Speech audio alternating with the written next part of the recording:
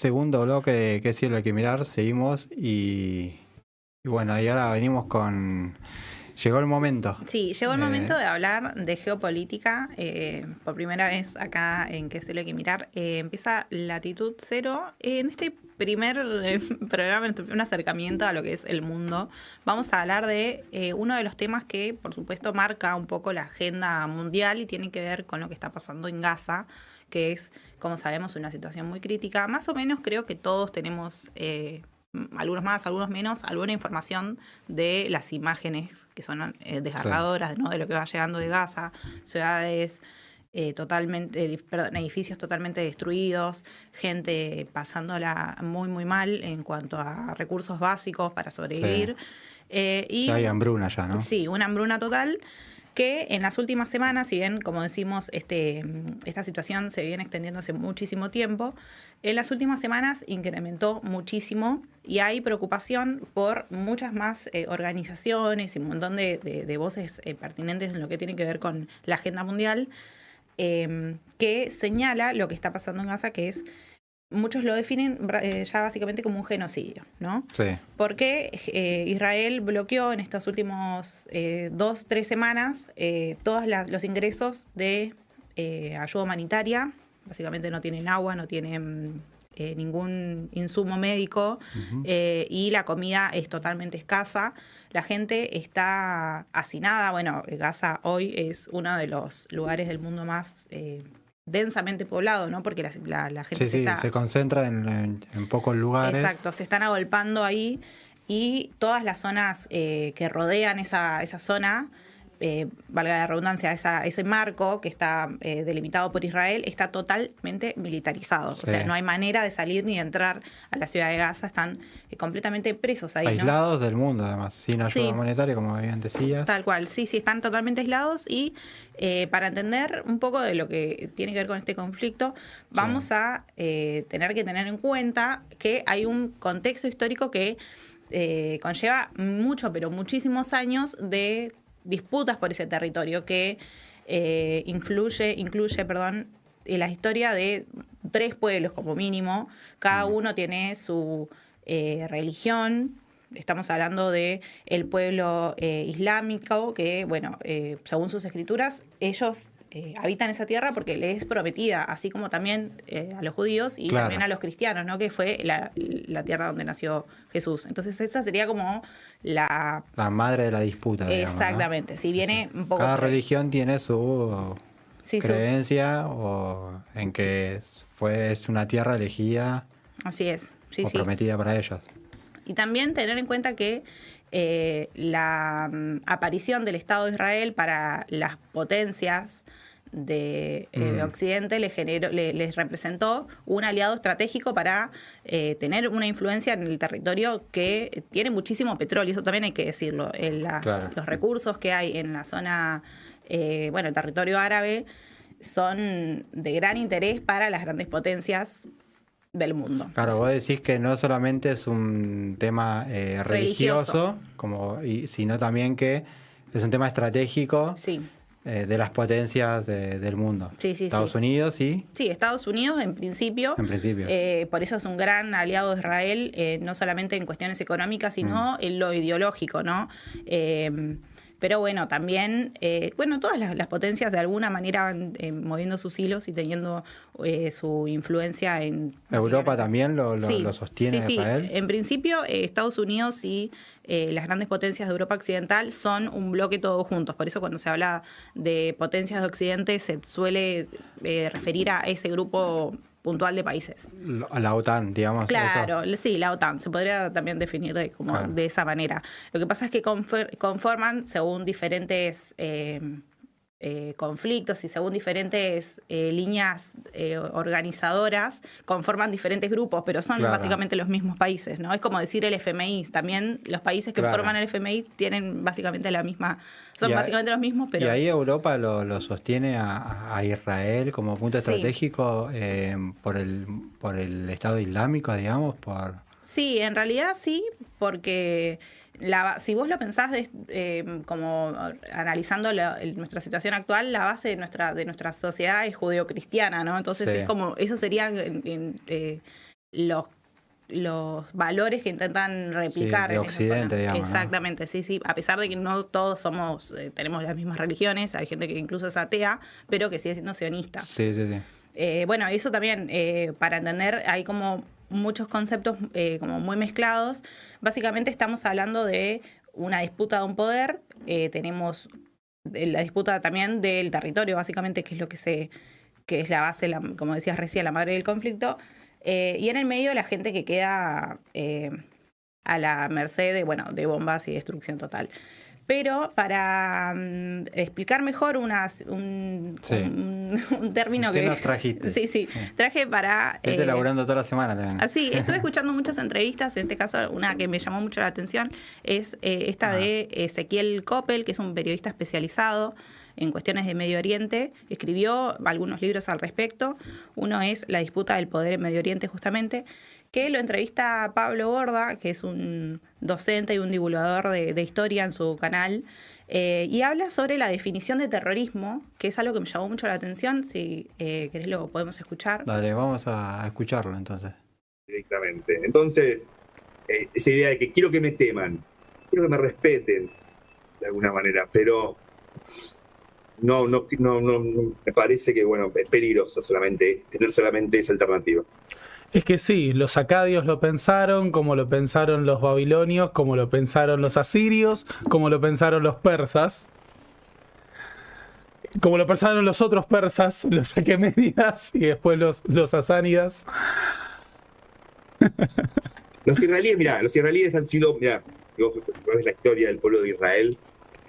La verdad, los israelíes han sido buenos en dos cosas. Bueno, Ezequiel Coppel hablaba de que, la organización de ese territorio estuvo siendo cooptada por las disputas armadas, ¿no?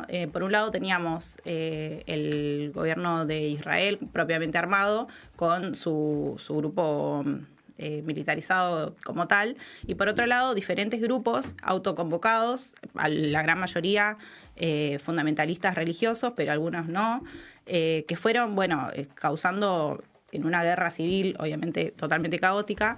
Desde ahí se fueron generando otros que hoy nos suenan, fueron renombrados y crecieron en su extensión y en su poder y en su influencia, como por ejemplo Hamás, que es el principal enemigo, se podría decir, de las potencias israelíes.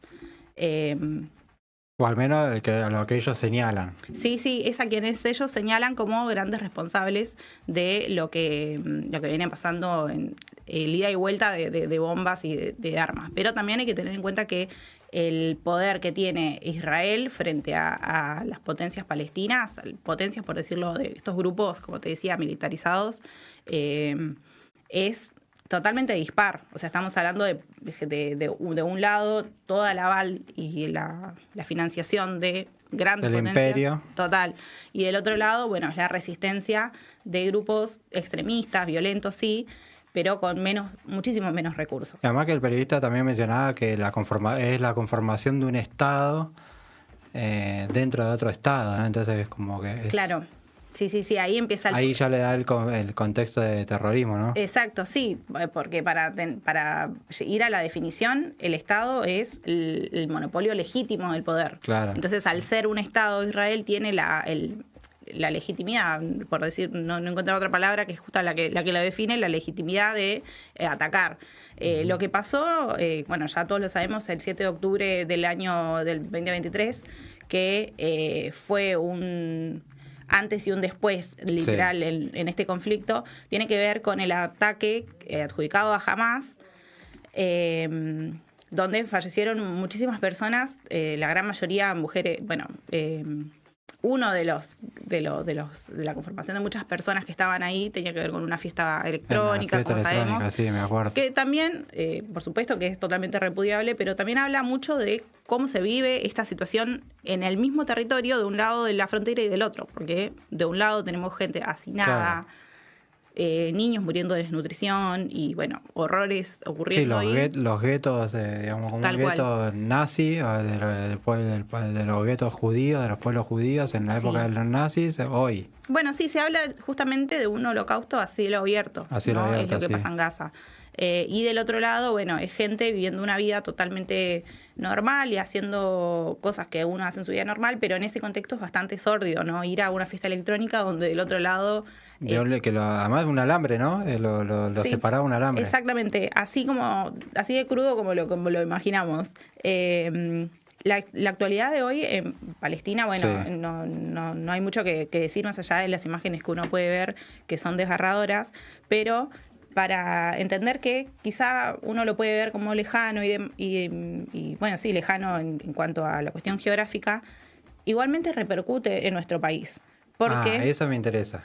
Ahí está. Vamos. Porque sí, es decir, bueno, sí, el conflicto de Gaza está ahí como medio alejado, pero bueno, ¿cuál es el impacto en la Argentina?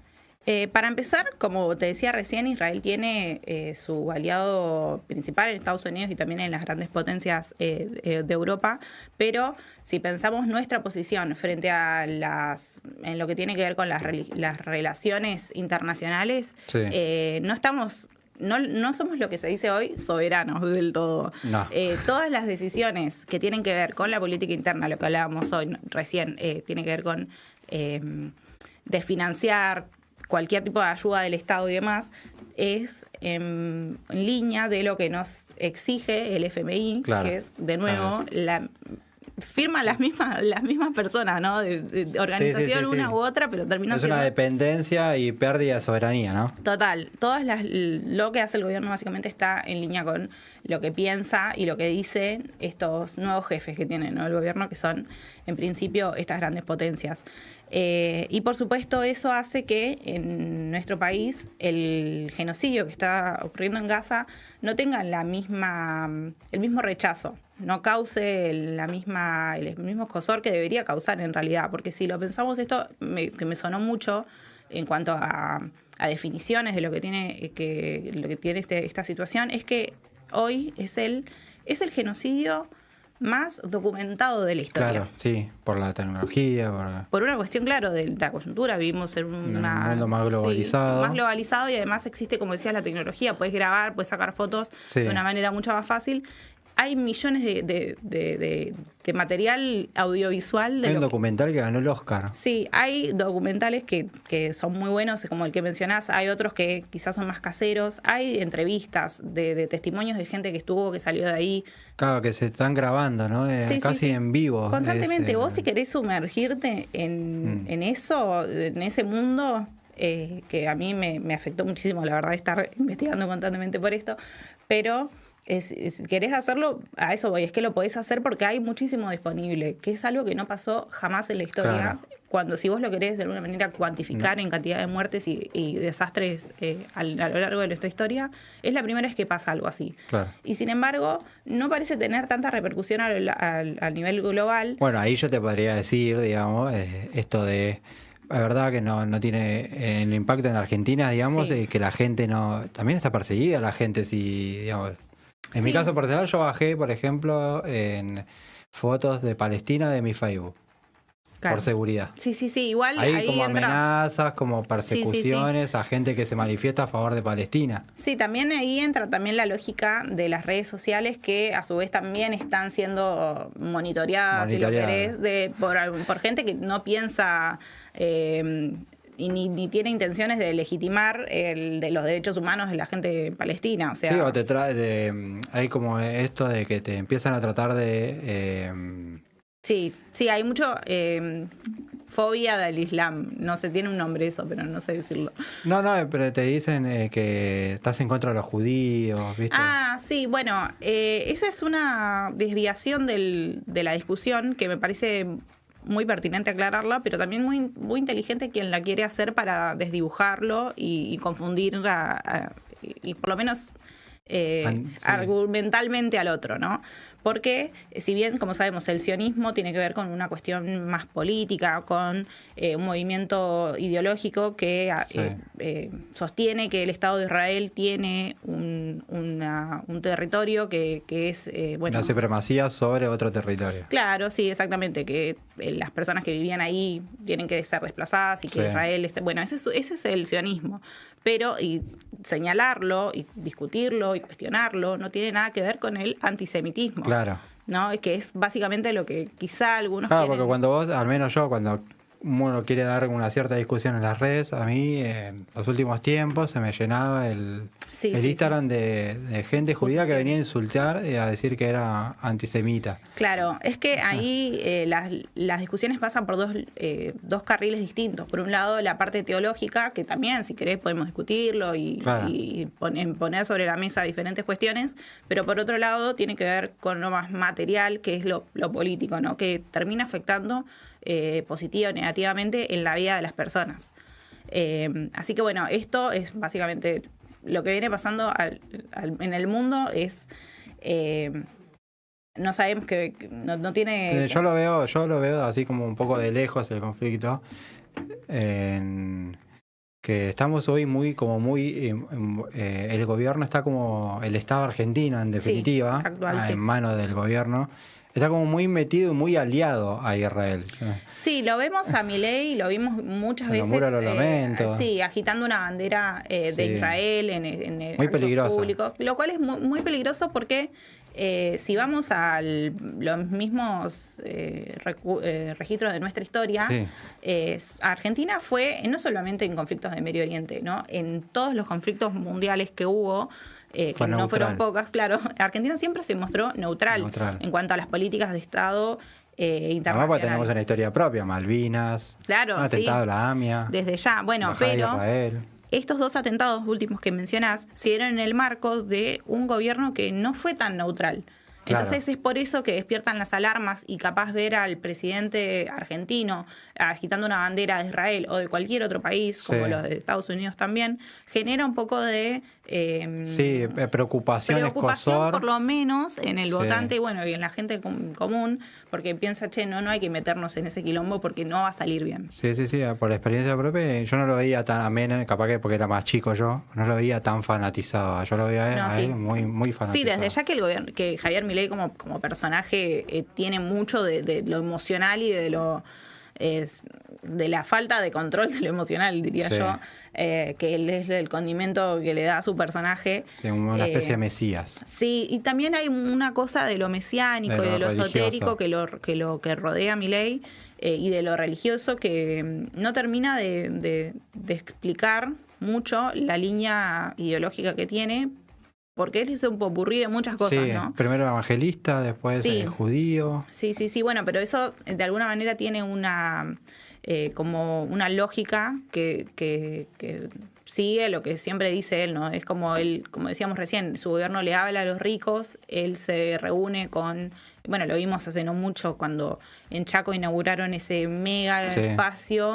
Por eso digo que con evangelistas, después se autopercibe judío. Es medio raro. Sí, es raro por lo menos. Así que, bueno, muchas gracias, Cintia. No, por favor. Por tu columna muy clara. Este tema lo vamos a seguir. Sí, seguramente sí. Así que bueno.